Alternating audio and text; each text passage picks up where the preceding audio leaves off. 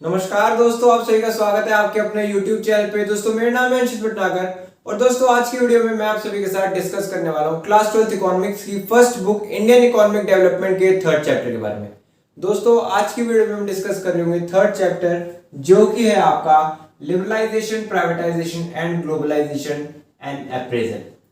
दोस्तों आज की वीडियो में हम इसी चैप्टर के एक इंपॉर्टेंट टॉपिक के बारे में डिस्कशन कर रहे होंगे, लेकिन आपने अगर हमारी लास्ट वीडियो नहीं देखी है तो आप जाकर लास्ट वीडियो देख सकते हो। लास्ट वीडियो के अंदर दोस्तों हमने इसी चैप्टर के एक इंपॉर्टेंट टॉपिक के बारे में बात करी थी कि आपके जो एलपीजी पॉलिसी थी हमने उनके अप्रेजल करा था, हमने उनका एनालिसिस करा था कि उनके क्या क्या पॉजिटिव और नेगेटिव इंपैक्ट थे। ठीक है दोस्तों, अगर आपने अभी तक वो वीडियो नहीं देखी है तो आप जाकर वो वीडियो देख सकते हो, ऊपर आई बटन में आपको उस वीडियो का लिंक मिल जाएगा। ठीक है दोस्तों, चलिए आज की वीडियो को स्टार्ट करते हैं और डिस्कस करते हैं आज की वीडियो की इंपॉर्टेंट टॉपिक को, जो कि है आपका गुड्स एंड सर्विसेज टैक्स, जिसको हम जीएसटी के तौर पे भी रिकॉग्नाइज करते हैं। दोस्तों जीएसटी टैक्स, जिसके बारे में हम सभी कुछ ना कुछ जानते हैं, हमारे पास आप कह लीजिए अपने ओपिनियन है जीएसटी टैक्स को लेकर। तो आज हम इसी टॉपिक के बारे में डिस्कशन करने वाले हैं कि जीएसटी टैक्स है क्या, कितने प्रकार के टैक्सेस होते हैं, ठीक है, और क्या उनके पॉजिटिव इंपैक्ट थे, क्या नेगेटिव इंपैक्ट थे, या फिर इकोनॉमी के अंदर उनका क्या रोल था। आज हम उससे रिलेटेड डिस्कशन करने वाले हैं। ठीक है दोस्तों, तो आप देखोगे goods and services tax, goods and services tax आपका एक तौर पे इनडायरेक्ट टैक्स होता है। ठीक है, हमने बात करी थी कि आपके टैक्सेस दो प्रकार के होते हैं, एक होता है डायरेक्ट टैक्स और एक होता है आपका इनडायरेक्ट टैक्स। तो जीएसटी इनडायरेक्ट टैक्स होता है। जीएसटी इफेक्ट में आया था 1 जुलाई 2017 को। ठीक है, और ये जीएसटी टैक्स लाने की पीछे की जो पॉलिसी थी वो थी, आपकी गवर्नमेंट की जो पॉलिसी थी वो थी वन नेशन वन टैक्स।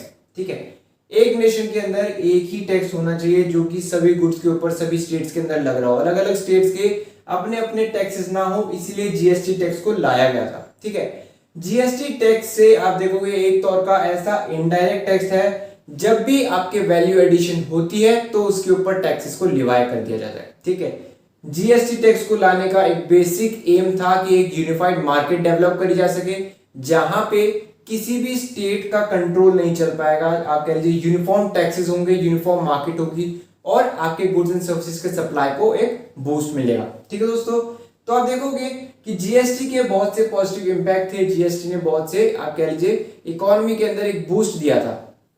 जैसे टैक्स पेयर्स के लिए माना जाता है कि आपके जीएसटी एक इंपॉर्टेंट है। ठीक है, और साथ ही साथ में कहा जाता है कि जीएसटी की मदद से बहुत से ऐसे indirect taxes, around 17 indirect taxes थे और 23 सेसेस थे, जो कि जीएसटी के आने से हटा दिए गए थे। ठीक है, तो मतलब कि जीएसटी और कुछ नहीं, आपके इनडायरेक्ट टैक्सेस का एक कॉम्बिनेशन है। ठीक है, जीएसटी के आने की मदद से जो बहुत से वेरियस टैक्सेस लगाए जाते थे, इनडायरेक्ट टैक्सेस लगाए जाते थे अलग अलग स्टेट के द्वारा, उनको हटा दिया गया है और अब एक कॉमन टैक्स लगा दिए गए। ठीक है दोस्तों, इसी के साथ आप देखोगे जीएसटी के टाइप्स कितने तरीके के होते हैं। तो आप देखोगे जीएसटी जो टैक्सेस आते हैं अंदर, ठीक है, जीएसटी के अंदर जो डिफरेंट टाइप्स के टैक्सेस आते हैं, तो आप देखोगे फर्स्ट जो है वो है सीजीएसटी। सीजीएसटी आपका central goods and services tax. Central goods and services tax आप देखोगे जीएसटी ऐसे गुड्स और सर्विसेज के ऊपर लिवाय करा जाता है जहां पे इंट्रा स्टेट सप्लाई हो रही हो। जब आपके इंट्रा स्टेट सप्लाई हो रही होती है आपके गुड्स और सर्विसेज का, और जो टैक्स जाता है सेंटर को, ठीक है, तो वो आप देखोगे वो आता है central goods and services tax के अंदर। ठीक है, उसके बाद जो दूसरे टाइप का टैक्स है वो है आपका एसजीएसटी। एसजीएसटी होता है आपका state goods and services tax. ठीक है, यहां पर भी आपके इंट्रा स्टेट के ऊपर ही लगाया जाता है टैक्स, जो आपकी सप्लाई होती है, जब आपके गुड्स और सर्विसेज का सप्लाई होता है, जब इंट्रा स्टेट सप्लाई होता है तो यहां पर भी उन्हीं के ऊपर लगाया जाता है, लेकिन यहां पे जो टैक्स कलेक्ट करा जाता है वो आपके स्टेट के द्वारा कलेक्ट करा जाता है। ठीक है, स्टेट के द्वारा, आप कह लीजिए कि आपके टेरिटरीज हो गई, यूनियन टेरिटरीज के द्वारा, ठीक है, उनके द्वारा। और जो लास्ट टैक्स है वो है आपका आईजीएसटी। आईजीएसटी होता है आपका integrated goods and services tax. ठीक है, integrated goods and services tax लगाया जाता है आपका इंटर स्टेट पे। ठीक है, विद इन द स्टेट। यहां पे जो इंटर स्टेट का मतलब है वो आपके दो स्टेट के बीच में लगाया गया टैक्स। ठीक है, यहां पे इंटर स्टेट का मतलब है कि एक ही स्टेट के अंदर जो टैक्सेस लगाए जाते हैं उनको हम integrated goods and services tax के तौर पे रिकॉग्नाइज करते हैं। ठीक है, आप देखोगे आईजीएसटी को हम एक और तौर पे रिकॉग्नाइज करते हैं। आईजीएसटी इक्वल होता है आपके सीजीएसटी प्लस एसजीएसटी।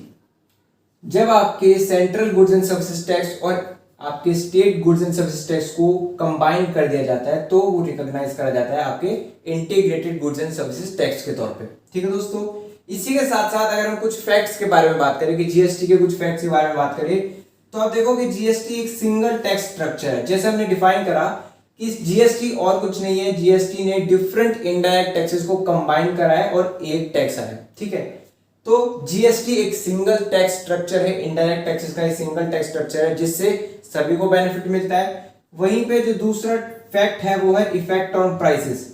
जीएसटी का प्राइसेस के ऊपर अलग तरीके से इफेक्ट पड़ता है, मतलब कि जैसे आपका गुड्स डिफर करेगा उसी के हिसाब से आपके प्राइसेस डिफर करेंगे।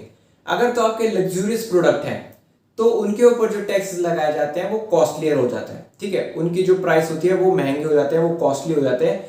वहीं पे जो मास कमोडिटीज होती है, ठीक है, जो आप कह लीजिए कि मास लोगों के द्वारा यूज करी जाती है, जो हम कह सकते हो कि नेसेसिटी के तौर पर रिकॉग्नाइज करा जाता है, जब उन गुड्स के ऊपर जीएसटी लगाया जाता है तो वहां का जो प्राइसेस है वो डिक्लाइन कर जाता है। ठीक है, तो मतलब कि नेसेसिटी गुड्स लो प्राइस पे मिलते हैं और वहीं पे आपके जो लग्जूरियस प्रोडक्ट हैं वो कॉस्टलियर हो जाते हैं। ठीक है, जो तीसरा फैक्ट है वो है आपका कंजम्पशन बेस्ड टैक्स। जीएसटी एक कंजम्पशन बेस्ड टैक्स है। जिस स्टेट के अंदर कंज्यूम करा जा रहा है किसी भी पर्टिकुलर गुड्स और सर्विस को, ठीक है, किसी भी पर्टिकुलर गुड्स और सर्विस को जहां पे जिस स्टेट के अंदर कंज्यूम करा जा रहा है, यूज करा जा रहा है, जीएसटी वहां लागू होता है।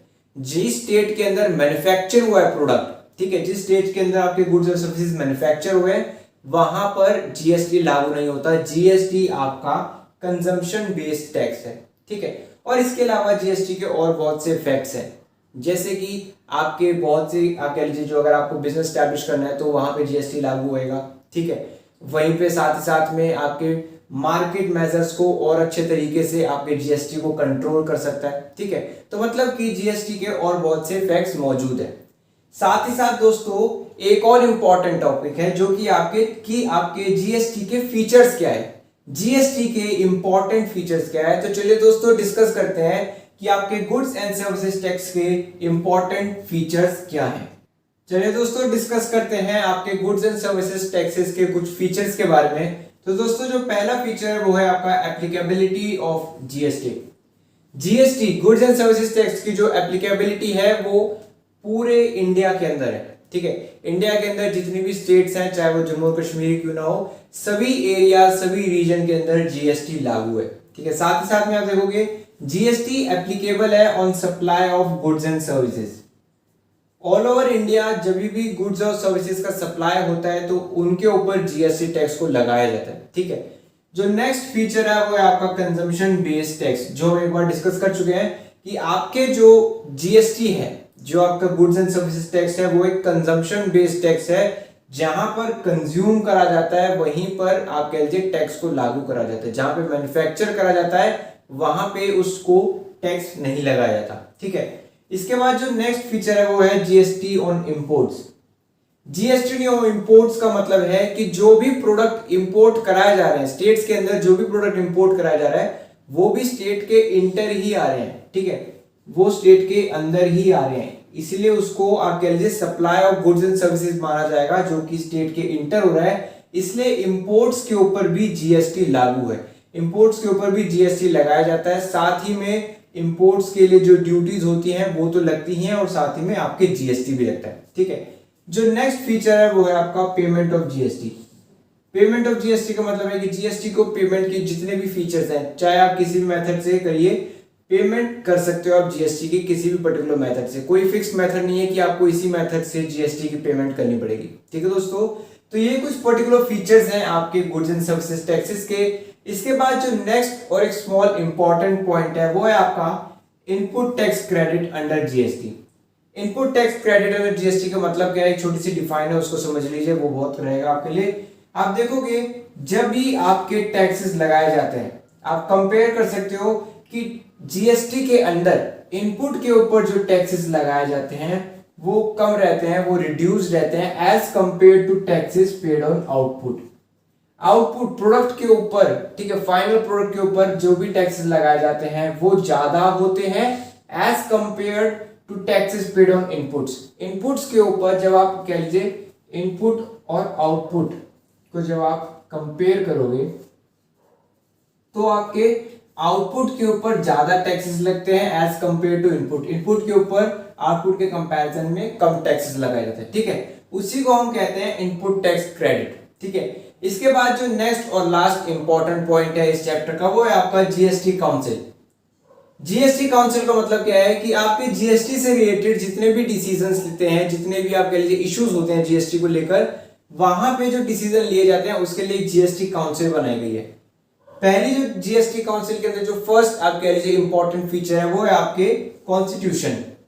कॉन्स्टिट्यूशन का मतलब है कि जीएसटी काउंसिल के अंदर कुछ आप कह लीजिए पोस्ट डेजिग्नेटेड, जैसे आपके चेयरपर्सन हो गए, ठीक है, चेयरपर्सन हो गए, उसके बाद आपके वाइस चेयरपर्सन हो गए और साथ ही साथ में आपके मेंबर्स हो गए, ठीक है। तो आप देखोगे चेयरपर्सन पे आपके फाइनेंस मिनिस्टर होते हैं, वाइस चेयरपर्सन के जो डेजिग्नेशन होती है वहां पे स्टेट्स के अंदर जो मिनिस्टर्स को चूज करा जाता है उनको रिप्रेजेंट करा जाता है, और मेंबर्स में वो सभी मेंबर्स आते हैं जो कि आपके फाइनेंस मिनिस्ट्री के अंदर आ गए या फिर आपके टैक्स इंडस्ट्री के अंदर आ गए, उन सभी को मेंबर्स के तौर पे रखा जाता है, ठीक है। तो ये होता है कुछ पर्टिकुलर कंपोजिशन आपके काउंसिल का। इसके बाद जो नेक्स्ट फीचर है वो है कोरम। कोरम का मतलब है कि आपको अगर डिसीजन लेना है तो आपके पास एक मिनिमल आप कह लीजिए एक स्मॉलेस्ट ग्रुप होना चाहिए, एक स्मॉलेस्ट ग्रुप होना चाहिए जो उस डिसीजन के ऊपर आप कह लीजिए अपना वोट कर रहा हो। जो उस वक्त पे काउंसिल के अंदर जितने भी लोग मौजूद हैं उसमें जो मिनिमल अमाउंट है, मिनिमल अमाउंट डेजिग्नेटेड करा गया है 50%, मतलब कि काउंसिल में जितने भी लोग बैठे हों उसमें से 50% लोगों को अपना वोट देना पड़ेगा, तभी डिसीजन लिया जा सकेगा आपके उस पर्टिकुलर इशू से रिलेटेड, ठीक है। और जो लास्ट फीचर है वो है majority required for taking decision. GST council के अंदर किसी भी इशू से रिलेटेड अगर आपको डिसीजन लेना है तो आपके पास एक मेजॉरिटी होनी चाहिए, एक मेजॉरिटी ऑफ वोट्स होना चाहिए, वो है 75%। अगर 75% लोग कहते हैं कि हाँ इस इशू के लिए ये जो आप कह लीजिए जो यहाँ पे सजेस्ट करा जा रहा है कि इसको लागू करा जाए, अगर 75% डिसीजन आता है, आपके मेंबर्स उस डिसीजन के साथ जाते हैं, तभी वो पास हो पाएगा। नहीं तो आप कह लीजिए 75% से अगर कम डिसीजन आते हैं, कम लोग उसको सपोर्ट करते हैं, तो उसको इनैक्ट नहीं करा सकेगा उस इशू के ऊपर। आप कह लीजिए फिर दूसरे आप कह लीजिए काउंसिल के अंदर दूसरे डिसीजन लिए जाएंगे, दूसरे मेथड सजेस्ट करे जाएंगे, ठीक है दोस्तों। तो ये कुछ पर्टिकुलर टॉपिक है आपके थर्ड चैप्टर के अंदर। तो दोस्तों अगर वीडियो अच्छी लगी हो तो वीडियो को लाइक करें और अपने सभी दोस्तों के साथ शेयर करें, और अगर इस पर्टिकुलर वीडियो से आपको कोई डाउट है तो आप कमेंट सेक्शन के अंदर हमसे अपने डाउट पूछ सकते हैं। साथ ही साथ दोस्तों इन्हीं टॉपिक के साथ थर्ड चैप्टर फिनिश होता है, तो अगर आपको ओवरऑल चैप्टर से भी कोई डाउट हो तो आप उससे रिलेटेड डाउट्स भी कमेंट सेक्शन में पूछ सकते हो, और अगर आप चैनल पर नए हो तो चैनल को सब्सक्राइब करना मत भूलना, ठीक है दोस्तों। इस वीडियो को एक बार आप करते हैं, बहुत ही जल्द आएंगे एक नई वीडियो के साथ।